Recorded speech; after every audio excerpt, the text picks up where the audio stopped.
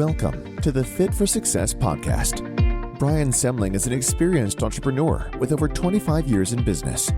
He is the founder and CEO of Blitz Innovation. He has built several brands such as Brian's Toys, a collectible toy business, to several Amazon FBA brands like Strictly Bricks and Clever Creations. His latest adventure is Rovux, a modern athleisure footwear brand which can be found at rovuxfootwear.com. On the podcast, Brian will talk with other entrepreneurs and social media influencers about their entrepreneurial journey, from what it takes to start and run a business to how they may continue to grow their brands and where they see themselves in their businesses in the future. And now, here's your host, Brian Semling.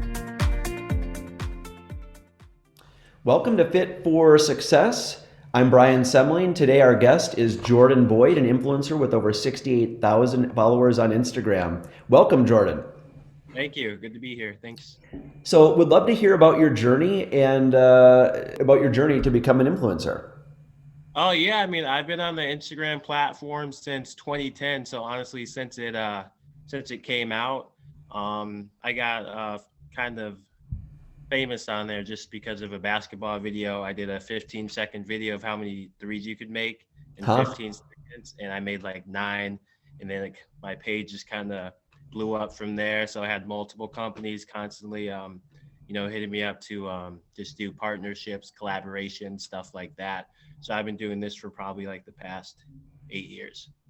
That's really neat. What made you, 2010 sounds like the very, very beginning of Instagram. So what were you thinking at that time? And were friends doing it, or how did you even think to hop on Instagram at that time? Right. I mean, the platform was still, it was new at the time. I didn't really know what to expect. I just took a video. I didn't really know what was going to happen, what to expect. But, I kind of just like woke up the next day and I was just reposted like multiple times. I had a lot of companies, reaching out like, hey, can we send you this product? Take a picture, stuff like that. So that's kind of just how it blew up. Sounds really neat and fun and organic. So what does a typical day working with social media look like?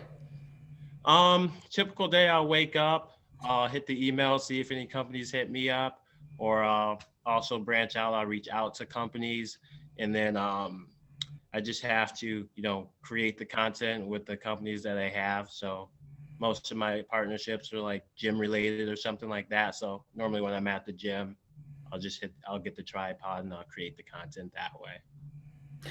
So what are some things that people wouldn't know about working with social media? What would be some things that might surprise people that is part of your routine? Probably it's a lot of work. People, it's not just the fun outcome of the videos, basically. No, it's legit. It's a full-time gig. Like you got to make sure your angles are right. You just gotta. It's a lot of small things that you have to do correctly just to really separate yourself from everyone else on the platform. Yeah, that's it. There's a lot to it, a lot more than just the short videos that get posted, basically. Oh yeah, it's a lot more than just taking a picture. I mean, you have to, hashtag, you got to make sure your hashtags are on point, just make sure you're consistently posting. So, I mean, it's engaging with your followers, getting the messages, there's a lot that comes with it. Yeah, probably some research and just a lot of, like you said, communication, engagement with your audience and so forth. Yeah, lots of research. Like I do a lot of influencer like tutorials, just like how to just keep learning with how the new updates with the platform and stuff like that, like the reels that came out just a couple of months ago. So it's just always just learning the new stuff on there. So what did it take? You kind of talked about it just briefly, like how you started, but what did it take to grow your social media following to what it is today? So we kind of heard, that organic, as a kid, you shot a bunch of 3-pointers. It was a cool viral video.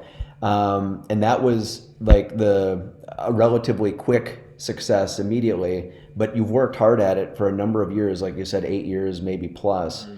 So what did it take to grow from, that beginning to where you're at now?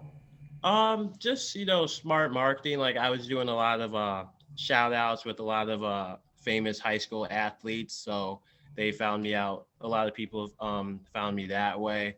I also got a shout out from NBA star Klay Thompson. I actually marketed one of his shooting products, and he had a shooting contest, and I actually beat him in the end. So I got a big shout out on that, and that's kind of like how I even grew a bit more. And then Yeah. people just kind of started finding me locally just through all the local gyms and stuff that I went to. Like, so, people were just really finding me out through a lot of other people. Some of that connecting though off world, it's or not off world, offline. So like you said, talking with different gyms and so forth, like some face to face type of stuff to also help build your online presence. Absolutely, yeah. So how has social media changed your life?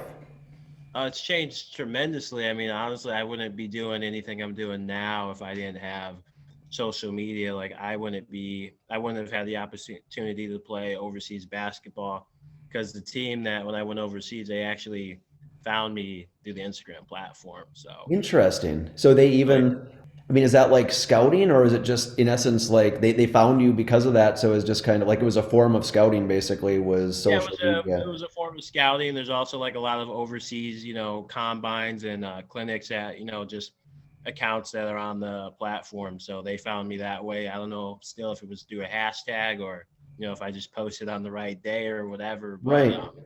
yeah, Where did you play by the way? I went to El Salvador and then I also played in the Dominican Republic. Okay. Very neat. So what are some of the challenges of working with social media? Some of the challenges is just I just say it's really time consuming. You definitely want to, schedule your day out just because it's just a lot of work. People probably imagine that they look at the pictures, they look at the posts, they look at the videos, and they think you've got, whatever, in a 24-hour day, you've got 23 hours to have fun and you just kind of hang out. But it isn't like that, is it? It sounds like you're basically kind of your own business and you have to it's not just what the public sees basically, right? It's all that. Exactly. Yeah, I mean, and on top of that, I mean, just it's really hard to, get everything documented. You really do have to kind of, have that second person. I'm grateful I got a friend who, she's able to help record pretty much like all my content. But Sure. it's a little bit easier though with my content because, I genuinely enjoy doing what I'm doing. I am at the gym. I do go out and I do lift weights. So it's not super hard to get all that stuff documented because it kind of works out in my schedule already. I love that you're able to tie your your passion and your interests in terms of the gym, working out, etc., with your social influencing and so forth. So it is work on the one hand, but at least it's also a passion of yours, right? So it's something that you get to really take advantage of the gifts that you have basically. So Oh yeah, I really get to, once I get the gifts, it's really easy to promote a lot of the stuff because it's definitely a lot of the products are products that I use in my everyday life already. So it really works out. so we've talked about Instagram, but including and outside of Instagram, what platforms do you notice the biggest response with, and why do you think that is? Probably I'd say the biggest response is still Instagram, TikTok. I'm not on TikTok as much as I should, just because a lot of the sponsorships that I have, they're all through the Instagram platform. So that's really probably the reason why I haven't been on TikTok as much as I should be. But I still think like the biggest platform is still Instagram. And any other ones, or are those kind of the main two that you focus on? Those are the main two that I focus on. So we've kind of talked about this a little bit in the background here, but more directly, how has fitness played a role in creating your brand? I don't know. That's just kind of been, I've always been an athlete. And I think brands, looking at my page, just kind of, they see that, oh, he's always, doing something to better himself, or he's always, outside in the summer, working out. So I think that's just kind of where that comes from. Yeah.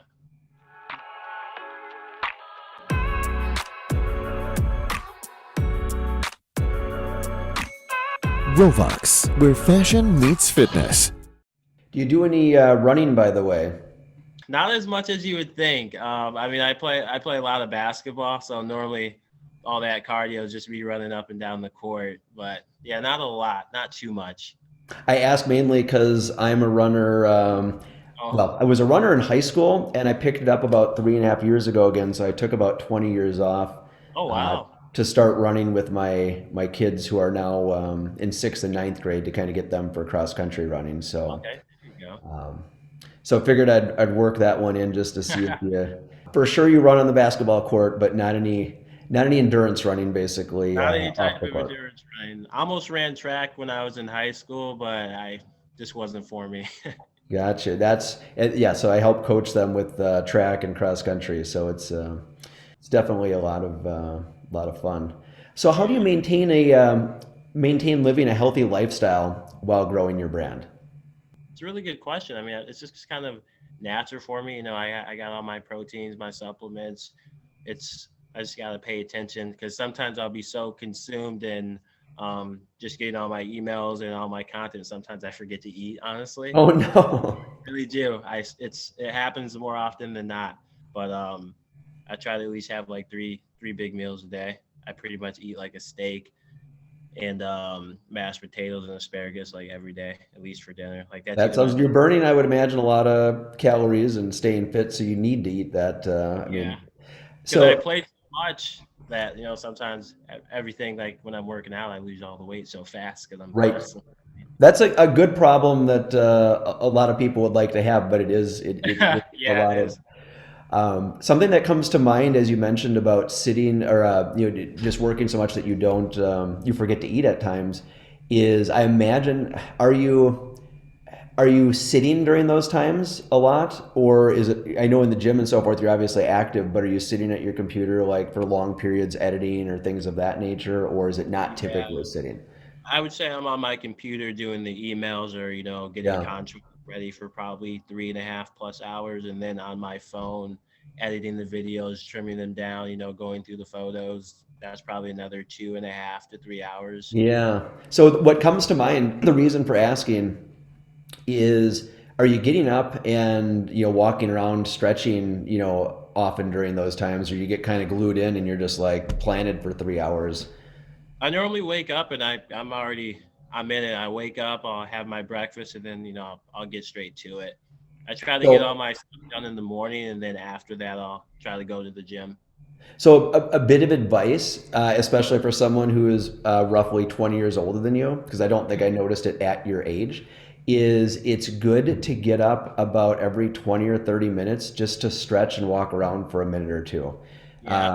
Because your body, and it's easier as you're younger, but just your body, it's good to keep things moving. When you made the comment about forgetting to eat, I was like, gosh, if you're forgetting to eat, you're probably forgetting to get up and That's a good idea. That's a helpful very little hint, and it just helps keep like the blood flowing and so forth, and good. just so that's, and I'm not saying I'm never guilty of it myself, because I am, but I do try to get up. And I think what prompted that was as I got older to realize, gosh, like I'm not as flexible, or I'm not as, or you have different, you start real you got different aches and pains, and so like Hmm. just so it's probably better to have those habits before you ever have those aches and pains, so that you Okay, keep yeah.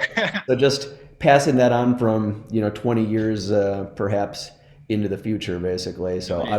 obviously each person is a little different, but all right. Here's an interesting one. If social media disappeared tomorrow, what would you do business wise? I want to say I'd probably go into real estate, something like that.